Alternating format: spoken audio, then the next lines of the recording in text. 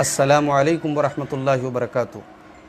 अल्हम्दुलिल्लाहि रब्बिल आलमीन वस्सलातु वस्सलामु अला सय्यिदिल अंबियाइ वल मुरसलीन व अला आलिहि व सहबिहि अजमईन, अम्मा बाद। मोहतरम हज़रात, लॉकडाउन के इस माहौल में जबकि ज़िंदगी थम सी गई है और हम में से बेशतर लोग अपने अपने घरों में इस वक्त महसूर हैं, अपने घरों में पड़े हुए हैं, इस वक्त को गनीमत जानते हुए मैंने मुनासिब समझा कि इस वक्त का सही इस्तेमाल किया जाए और आज इस वीडियो के ज़रिए मैं आप तक मुहद्दिसीन किराम के तज़किरे और उनकी सीरत का एक मुबारक सिलसिला आज से इंशाअल्लाह शुरू करने जा रहा हूँ।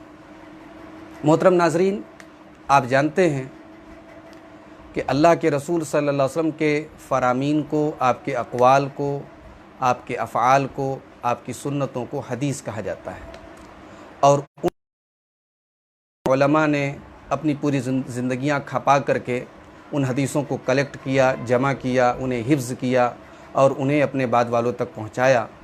उन मुबारक हस्तियों को मुहद्दिसीन किराम कहा जाता है।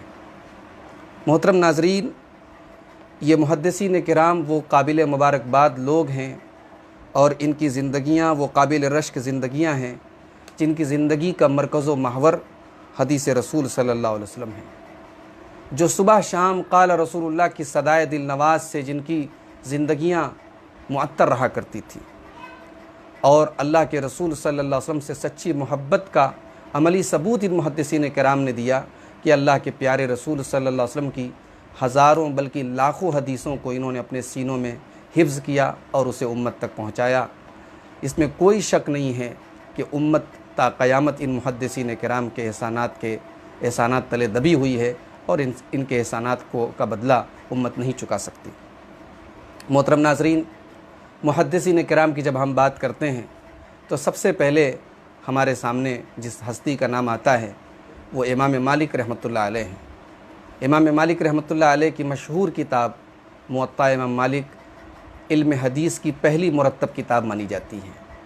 उसके अलावा मुहद्दिसीन में कुतुब सित्ता किताबें हैं जिनको आम तौर से सिहाए सित्ता भी कहा जाता है। सही बुखारी, सही मुस्लिम और सुनन अबी दाऊद, नसई, सुनन तिरमिज़ी, सुनन इब्न माजा, ये 6 किताबें हैं। इनके मुअल्लिफ़ीन की ज़िंदगियों के बारे में भी इंशाअल्लाह हम अपने इस प्रोग्राम में और अपने इस सिलसिले में हम उनकी ज़िंदगियों के बारे में आपके सामने गुफ्तगू करेंगे। तो आज के इस वीडियो में हम इमाम मालिक रहमतुल्लाह अलैह के बारे में कुछ अहम बातें, उनकी ज़िंदगी के कुछ अहम गोशे आपके सामने रखना चाहते हैं। इमाम मालिक रहमतुल्लाह अलैह का नाम था मालिक और उनकी कुनियत थी अबू अब्दुल्ला और इमाम मालिक का लक़ब था इमाम दारुल हिजरा। दारुल हिजरा ये मदीना को कहा जाता है। तो इमाम मालिक रहमतुल्लाह अलैह ने चूँकि पूरी ज़िंदगी मदीना मुनव्वरा में गुजारी और वहीं इल्म हदीस का दर्स देते रहे, इसलिए उनको इमाम दारुल हिजरा भी कहा जाता है। इमाम मालिक का सिलसिला नसब है मालिक बिन अनस बिन मालिक बिन अबी आमिर बिन अम्र इब्नुल हारिस। इमाम मालिक का जो नसब है वो यारूब बिन कहतान अल असबही तक पहुँचता है, मिलता है। और इमाम मालिक के परदादा हज़रत अबू आमिर एक जलीलुल क़द्र सहाबी हैं। इमाम मालिक की विलादत कब हुई, आपकी पैदाइश कब हुई, इस बारे में इख्तलाफ है। मुख्तलिफ़ अक़वाल हैं, सन 90 और सन 97 के बीच में।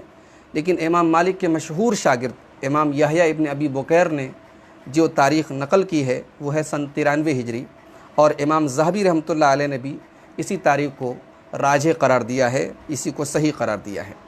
तो इमाम मालिक रहमतुल्लाह अलैह सन 93 हिजरी में जिस साल सहाबी रसूल हज़रत अनस बिन मालिक रज़ी अल्लाह तआला अन्हु का इंतकाल हुआ, उसी साल इमाम मालिक रहमतुल्लाह अलैह पैदा हुए। इमाम मालिक मदीना मुनव्वरा में पैदा हुए, जहाँ का माहौल अल्लाह के रसूल सल्लल्लाहु अलैहि वसल्लम के इंतकाल के बाद और आपकी वफ़ात के बाद भी बड़ा ही इल्मी माहौल था।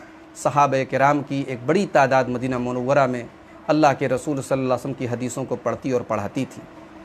इमाम मालिक रहमतुल्लाह अलैह अल्लाह के रसूल सल्लल्लाहु अलैहि वसल्लम के शहर में मदीना मुनव्वरा में एक इल्मी फ़िज़ा में पैदा हुए।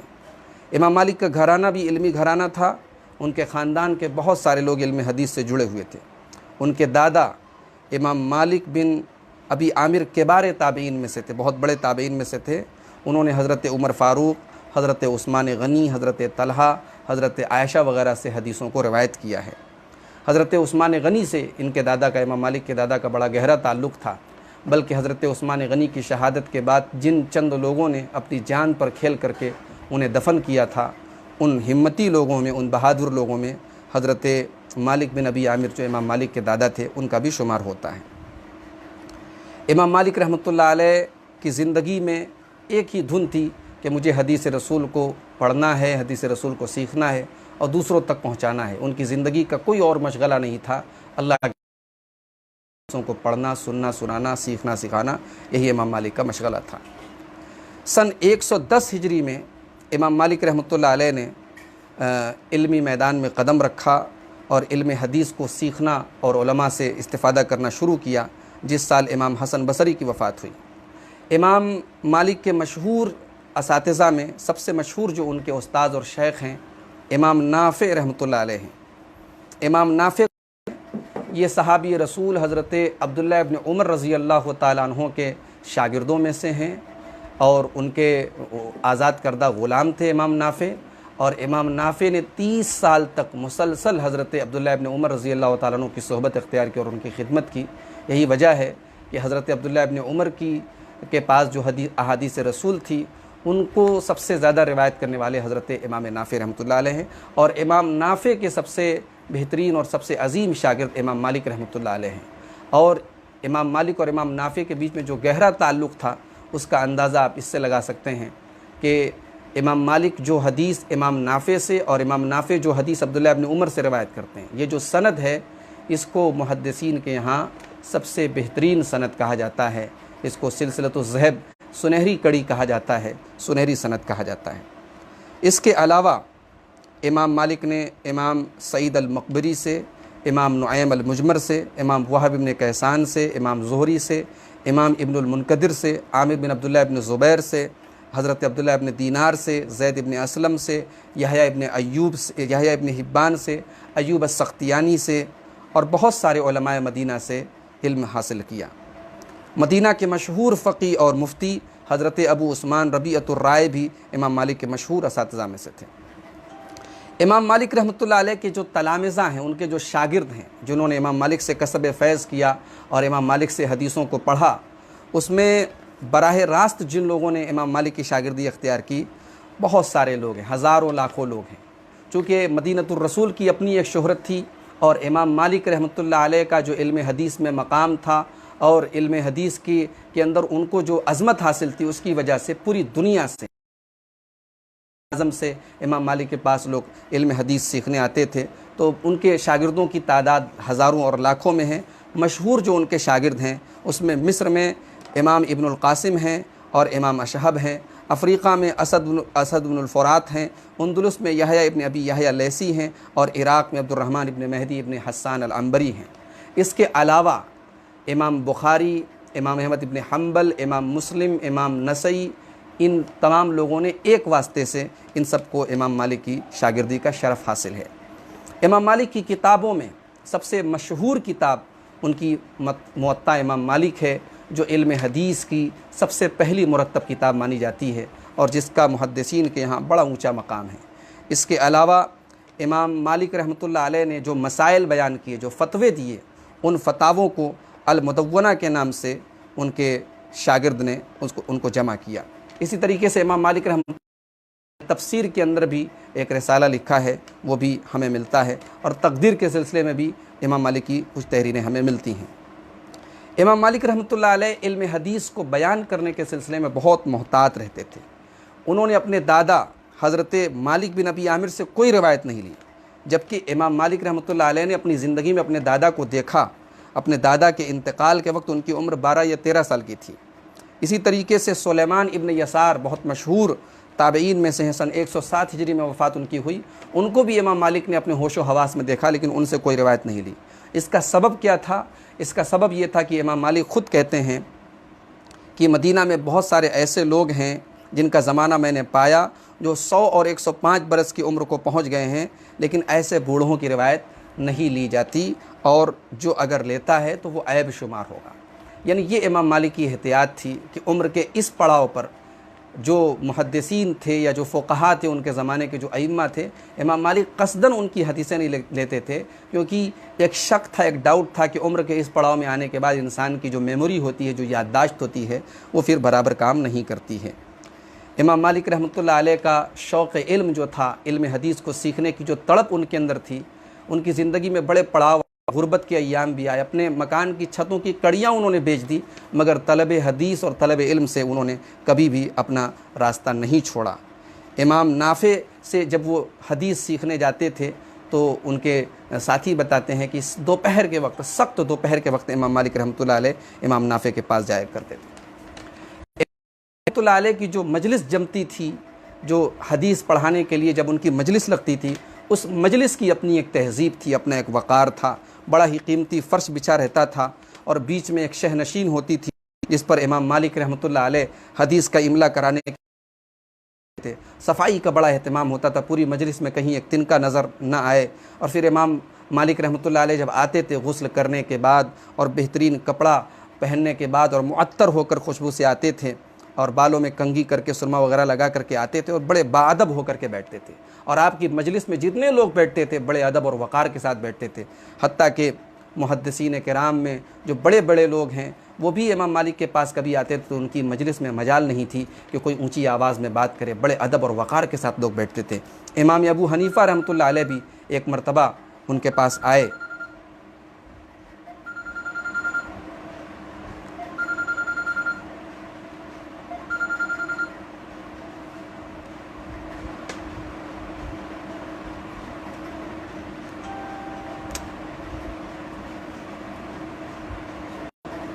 इमाम अबू हनीफ़ा रहमतुल्लाह अलैह भी उनकी मजलिस में आए तो मुअद्दब होकर के बैठे। उनकी मजलिस में बड़ा वक़ार और हैबत होती थी, तलबा का हुजूम होता था, सवाल करने वालों का इज़्दिहाम होता था, बड़े बड़े उलमा तशरीफ़ लाते थे और जो लोग गुज़रते थे वो इमाम मालिक की मजलिस को देखने के लिए ठहर जाते थे। इस मंज़र को देखकर एक शायर ने, जब उसने इमाम मालिक की मजलिस को देखा तो एक शायर ने बरजस्ता कहा था, यदउल जवाब फमा युराजउ हैबतन वस्साइलून नवाकिसुल अज़क़ानी। यानी इमाम मालिक रहमतुल्लाह अलैह अगर किसी सवाल का जवाब नहीं भी देते हैं तो किसी की हिम्मत नहीं है, हैबत और रोब इतना था कि दोबारा कोई नहीं पूछता था और सवाल करने वालों के सर झुके रहते थे। अदबुल वक़ारी व इज़्ज़ु सुल्तानी तुक़ा फ़हुवल मुहाब वलैसा ज़ुल्तानी। शायर कहता है कि इनके यहाँ वक़ार था, अदब था और तक़वा की बादशाहत थी, तक़वा की सल्तनत थी। इतनी हैबत और इतना रोब व दबदबा तो किसी बादशाह और सुल्तान का बनी नहीं होता था। मोहतरम नाज़रीन, इमाम मालिक रहमतुल्लाह अलैह के बारे में जो लोगों के मिन सादातिल इल्म, इमाम मालिक रहमतुल्लाह अलैह इल्म के शहसवारों में से एक शहसवार हैं। वह हुआ इमामुन फ़िल हदीस वल फ़िक़्ह, और वह हदीस और फ़िक़्ह के इमाम हैं। वमन मसल मालिक यत्तबिउ लि आसारि मन मज़ा मा अक़्ल व अदब। और कहते हैं इमाम मालिक के जैसा कौन है जो अक्ल और अदब के साथ साथ अपने से पहले के लोगों के नक्श कदम की पैरवी करे। इसी तरीके से इमाम बुखारी रहमतुल्लाह अलैह कहते हैं असहुल असानीद मालिक अन्नाफ़े अन इब्न उमर। सबसे बेहतरीन जो सनद है वो इमाम मालिक की नाफ़े से और उनकी रिवायत अब्दुल्लाह इब्न उमर से है। इमाम अबू क़लाबा कहते हैं काना मालिक अहफ़ज़ा अहल ज़मान ही। इमाम मालिक रहमतुल्लाह अलैह अपने दौर के सबसे बेहतरीन हिफ्ज़ और याददाश्त के मालिक थे। मोहतरम नाज़रीन, इमाम मालिक रहमतुल्लाह अलैह हुक्मरानों से आँख में आँख डाल करके बात करने वाले थे। उन्होंने कभी हुक्मरानों के गलत को गलत सही नहीं कहा। इमाम मालिक रहमतुल्लाह अलैह के ज़माने में एक मरतबा एक मसला ये छिड़ा कि अगर किसी इंसान के ऊपर ज़बरदस्ती दबाव डाल के उसको तलाक दे दो, और किसी के ज़ोर ज़बरदस्ती की वजह से अगर कोई इंसान अपनी बीवी को तलाक दे दे तो तलाक वाक़ई होगी या नहीं होगी। इमाम मालिक रहमतुल्लाह अलैह ने बरजस्ता कहा कि ऐसी तलाक वाक़ई नहीं होगी। उस वक्त का जो वाली मदीना था, जो मदीना का गवर्नर था, उसने अपने दरबार में इमाम मालिक रहमतुल्लाह अलैह को बुलवाया और इमाम मालिक को 70 कोड़े मरवाए। इमाम मालिक रहमतुल्लाह अलैह के हाथ जो है वो शल हो गए, उनके हाथ उनके मूढ़ों से, कंधे से उतर गए। मगर इमाम मालिक रहमतुल्लाह अलैह ने अपना ये जो मौक़िफ़ था, जिसको वो दलाइल की रोशनी में हक़ समझते थे, इस मौक़िफ़ से उन्होंने कोई कॉम्प्रोमाइज़ नहीं किया। यहाँ तक कि वाली मदीना ने, गवर्नर ने उनको मारने के बाद उनको ऊँट पर बिठा करके पूरे मदीना में उनका चक्कर लगवाया कि देखो ये मालिक हैं, इनको हमने ऐसी सज़ा दी है। लेकिन इमाम मालिक रहमतुल्लाह अलैह ने ऊँट के ऊपर जब उनको फिराया जा रहा था, उस वक्त भी उन्होंने कहा कि जो नहीं जानता था वो जान ले, मैं मालिक इब्न अनस हूँ और मैं इस बात का बबांग दोहल ये ऐलान करता हूँ कि अगर ज़बरदस्ती किसी से तलाक़ दिलवाई जाए वो तलाक़ वाक़ई नहीं होती। ये इमाम मालिक रहमतुल्लाह अलैह की हक़ गोई थी। मोहतरम नाज़रीन, इमाम मालिक रहमतुल्लाह अलैह के दौर में जिन खुलफ़ा का जो दौर उन्होंने पाया, कई मरतबा खुलफ़ा ने उनको बगदाद बुलाना चाहा। चूँकि अब्बासी दौर इमाम मालिक रहमतुल्लाह अलैह ने जो ज़िंदगी का बेशतर हिस्सा जो पाया और उनके इल्म हदीस पढ़ाने का जो दौर था वो अब्बासी दौर था। तो खलीफा मंसूर ने, इसी तरीके से महदी ने, ख़ुद हारून रशीद ने, इन तमाम लोगों ने कोशिश की कि इमाम मालिक रहमतुल्लाह अलैह को बगदाद बुलवाया जाए और उनको इनामात की पेशकश भी की, मगर इमाम मालिक रहमतुल्लाह अलैह मदीना छोड़ने के लिए तैयार नहीं हुए।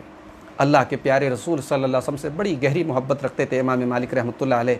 अल्लाह के रसूल सल्लल्लाहु अलैहि वसल्लम का नाम नामी जब इमाम मालिक के सामने आता था, आपके अजीब सी हैबत तारी हो जाती थी। मदीनतुर रसूल का इतना एहतराम करते थे इमाम मालिक रहमतुल्लाह अलैह कि जानबूझ करके उनके पास बहुत सारे घोड़े थे, मगर वो मदीना के अंदर घोड़ों की सवारी नहीं करते थे। कहते थे कि इन गलियों में हमारे प्यारे रसूल सल्लल्लाहु अलैहि वसल्लम ने पैदल सफ़र किया है, अल्लाह के रसूल के कदम पड़े हैं, मैं घोड़ों के सुमों से इन गलियों को, इन रास्तों को रौंदना नहीं चाहता। ये इमाम मालिक रहमतुल्लाह अलैह हैं। 85 साल की उम्र में इमाम मालिक रहमतुल्लाह अलैह अल्लाह को प्यारे हुए और इनके इंतकाल के बाद उस दौर के तमाम उलमा और मुहद्दिसीन ने कहा कि इल्म का एक बड़ा पहाड़ हमारे दरमियान से चला गया। और बाद में आने वाली हस्तियों ने और बाद में आने वाले मुहद्दिसीन ने एतराफ़ किया कि इमाम मालिक रहमतुल्लाह अलैह की जो इल्म हदीस के मैदान में जो खिदमात थी और उनका जो मकाम था, बाद में कोई उन तक नहीं पहुँच सका। तो मोहतरम नाज़रीन, आज की मजलिस में इमाम मालिक के बारे में ये चंद अहम बातें हमने आपके सामने रखी हैं। कल की इंशाअल्लाह मजलिस में हम इमाम अहमद इब्न हम्बल रहमतुल्लाह अलैह जो मुस्नद किताब है, इमाम अहमद की सीरत पर हम चंद अहम बातें कल की गुफ्तगू में आपके सामने रखेंगे। आइए अल्लाह से दुआ करें रब्बुल आलमीन हमें मुहद्दिसीन किराम की क़ुरबानियों को समझने और उनके नक्श कदम पर चलने और जैसे हदीस रसूल के साथ उनका ताल्लुक़ था, हदीस रसूल के साथ अपने दिल में हमें भी उल्फ़त और मोहब्बत पैदा करने की तौफ़ीक़ अता फ़रमाए। और हदीस रसूल जब हमारे सामने आ जाए तो जैसा कि मुहद्दिसीन का तरीक़ा था कि हदीस रसूल को वो तमाम चीज़ों पर मुक़द्दम रखते थे और अल्लाह के रसूल सल्लल्लाहु अलैहि वसल्लम की बात के आगे फिर वो किसी और की बात को खातिर में नहीं लाते थे। वो मिजाज और वो मेंटेलिटी और वो जहनीत अल्लाह ताला हमें भी अपनाने की तौफ़ीक़ अता फ़रमाए। रब्बुल आलमीन हमें हर किस्म के फ़ितने से, हर किस्म के शर से महफूज रखे। मौजूदा हालात में कोरोना वायरस की शक्ल में जो ये वबा चल रही है, अल्लाह ताला इस वबा से हम सब की हिफाजत फ़रमाए। आमीन व आखिर दावाना अनिल हम्दुलिल्लाहि रब्बिल आलमीन। वस्सलामु अलैकुम व रहमतुल्लाहि व बरकातुहू।